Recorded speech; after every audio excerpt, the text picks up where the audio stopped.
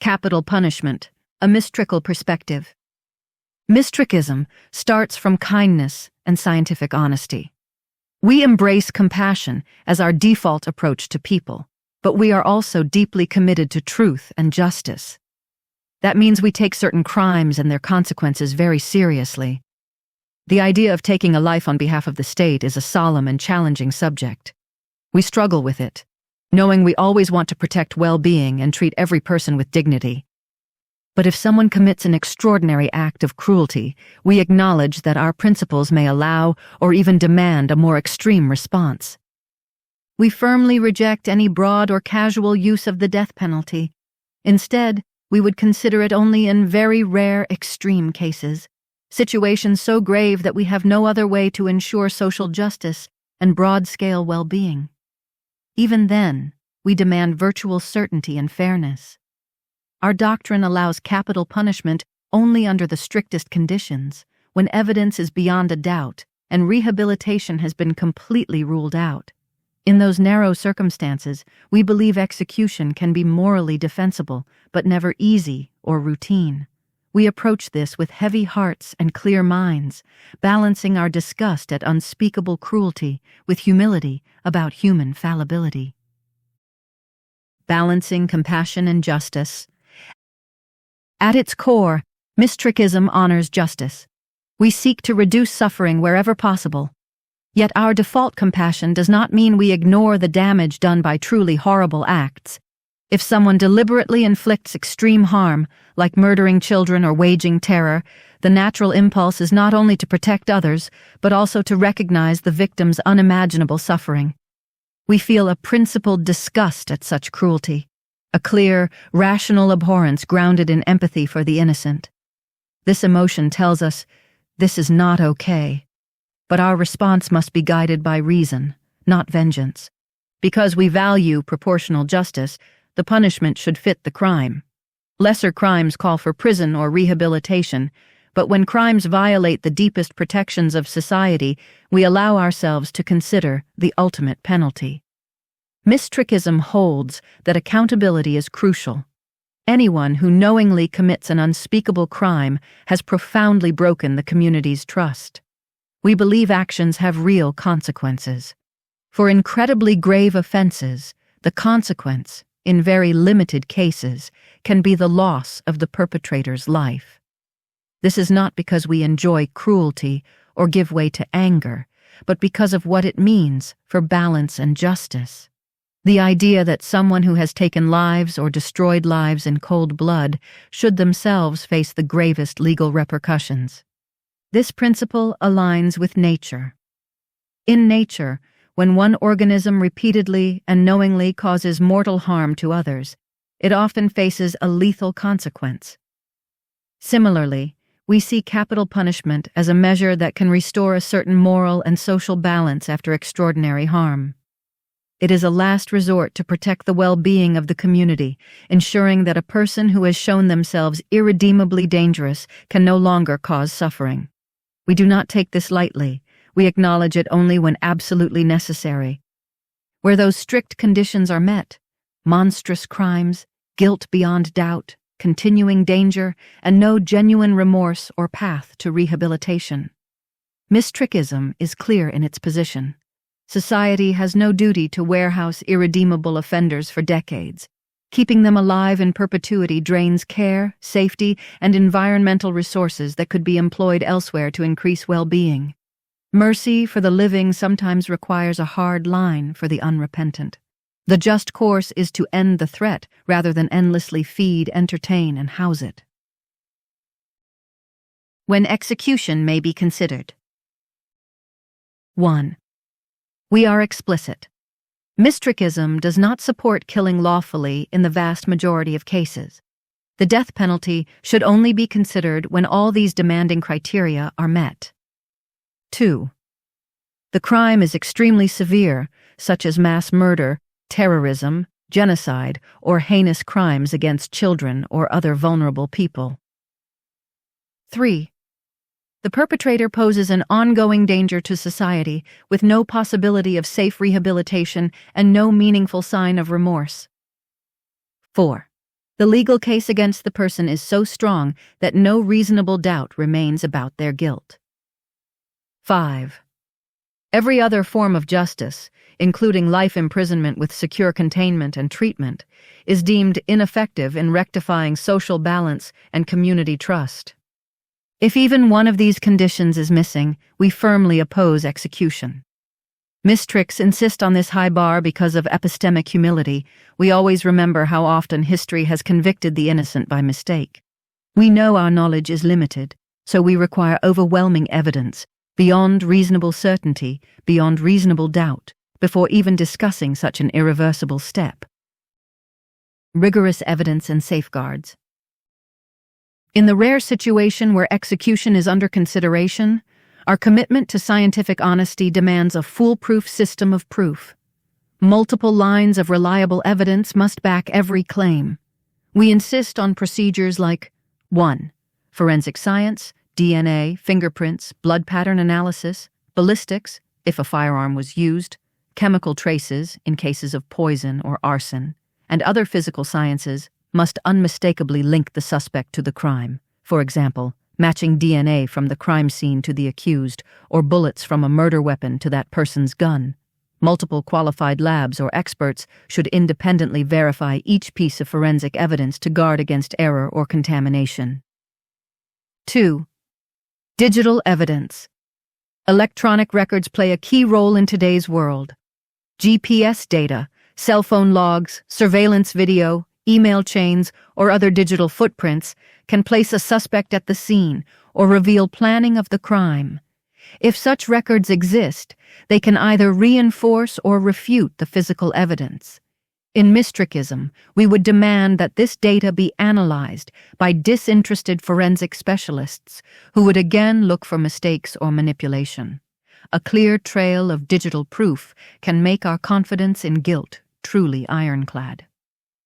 3. Crime scene reconstruction. All physical evidence must tell a consistent story. Investigators should be able to recreate how the crime happened, matching wound patterns, blood spatter, bullet trajectories, fingerprints on objects, etc. When the picture is complete and unified, it strengthens confidence. Any discrepancy or unexplained piece of evidence would force us to halt the case. 4. Independent expert review. Several independent scientists, forensic analysts, and legal experts, none of whom were involved in the initial investigation, would review all the evidence and methods. They must agree that it conclusively proves the suspect's guilt. This step is vital. If experts find doubts or errors, the case is closed. We do not allow pressure from investigators, victims' families, or politics to override scientific judgment. 5. Eyewitnesses with caution. Mystrikism knows eyewitness testimony is notoriously unreliable by itself. We would only consider it as corroboration after strong physical evidence is already established. Witness memories can be sincere but flawed, so their statements must fit perfectly with the forensic picture. Unreliable or conflicting testimonies alone can never justify death. In summary, execution is only on the table when every layer of evidence aligns flawlessly. If one link is weak or one doubt remains, we take the death penalty off the table. This demanding standard embodies our epistemic humility. We assume any human system can err, so we demand near certainty before taking an irreversible action. Psychological and ethical barriers. Even with bulletproof evidence, we would add even more safeguards. Mystrikism would never execute someone whose mental state prevents clear responsibility.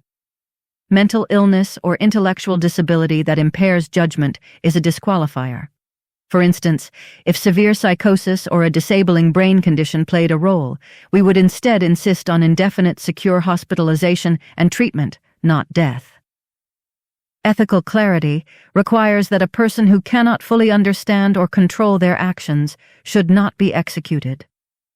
We also consider the person's capacity for treatment, remorse, or change. A thorough psychological evaluation is mandatory. the suspect must have been given real chances at rehabilitation, such as access to therapy, counseling, or programs while incarcerated. If they still show no genuine remorse, if they confess only under pressure, or if their history is a straight line of escalating violence, this may indicate they are incapable of change. Only then might we accept execution as a just response. But if there is any sign of meaningful empathy, apology, or effort to make amends, Mystrikism urges life imprisonment and continued attempts at rehabilitation, contrition, and expiation. To guard against injustice, every death sentence would need final approval by an independent review panel. This panel would include not only legal judges, but also forensic scientists, ethicists, and the perpetrator's peers, who are especially chosen for their integrity. They would have no connection to the case or personal stake in it. Their job is to ask the hard questions. Is this really proven beyond doubt? Did the court uphold fairness? Has every theory of defense been exhausted? They can demand new tests or reviews if anything seems uncertain. Finally, we insist on transparency. All evidence, methods, and court proceedings must be public and recorded. Mystrikism rejects secret evidence or closed hearings in death penalty cases. Transparency is a guardrail ensuring that truth is paramount, not vengeance. If, for any reason, the process fails to meet our standards of openness, we would oppose the death penalty in that case, without hesitation. Examples of extreme crimes. What kinds of acts meet these rare criteria? We can name some illustrative categories, knowing that each case is unique. 1. Terrorism. Deliberate attacks intended to kill many people, such as bombing a crowded place or shooting into a gathering, when the suspect's guilt is certain and their actions are clearly aimed at terrorizing society. 2. Serial or mass murder. Crimes involving repeated targeted killing of multiple victims, often with brutality, can endanger others if the killer escapes or acts again, especially when the murders are part of a clear pattern. 3. Genocide or crimes against humanity. Mass atrocities like genocide or systematic torture of a group often occur in war or ethnic conflict. If individuals are proven to have organized or carried out such horrors, the responsibility is so vast that the most severe punishment may be justified. 4. Espionage in wartime. Passing national secrets or engaging in sabotage that directly leads to the loss of many lives during war could qualify, as it betrays entire societies. 5. Treason. Acts that attempt to violently overthrow a government or arm citizens against their country, with deadly consequences, may meet the criteria if evidence is conclusive. 6. Brutal crimes against children. Horrific offenses like the particularly cruel rape and murder of minors, where the abuse was especially egregious and the offender clearly remains a danger, may be considered. 7. Torturous kidnapping. Abductions that involve torture or that result in death or permanent maiming are among the worst crimes. If all doubt is removed and rehabilitation is impossible, capital punishment might be applied. 8. Mass trafficking with lethal harm.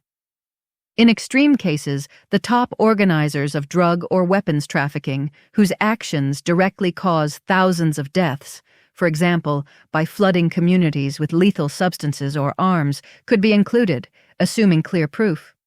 These examples are not checkboxes, but merely illustrative examples of the extreme end of the spectrum. In every case, the victim's plight and society's well-being are at stake. Mystrikism's support for the death penalty in such instances is not about efficiency or revenge, but about protecting others from someone who has shown absolute disregard for life and conscience. Final thoughts: rare, reluctant, and careful.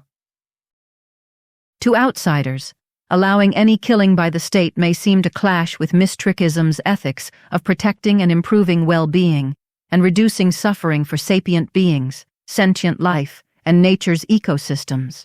We understand that reaction. That is why we stress absolute caution and full justification. Our position is careful and reluctant, not driven by emotion or stark utility, but by evidence and moral necessity in only the darkest of scenarios. By demanding a foolproof case and exhausting all avenues of doubt, we strive to stay true to our principles even when faced with unthinkable crimes. If all conditions are satisfied, then, in those rare moments, capital punishment can be seen as a final service to propriety and to society's long-term, overall well-being. In other words, it is not about punishing for punishment's sake, but about honoring the value of human life by doing everything humanly possible to safeguard the innocent from further harm and giving communities a sense of righteous equipoise. Mystrikism remains committed above all to the well-being of all life, justice, and scientific honesty. The death penalty is a tool we only use when confronted with the effects of life-destructive threats that no other means can neutralize, and even then, we wield it with great solemnity, humility, and care.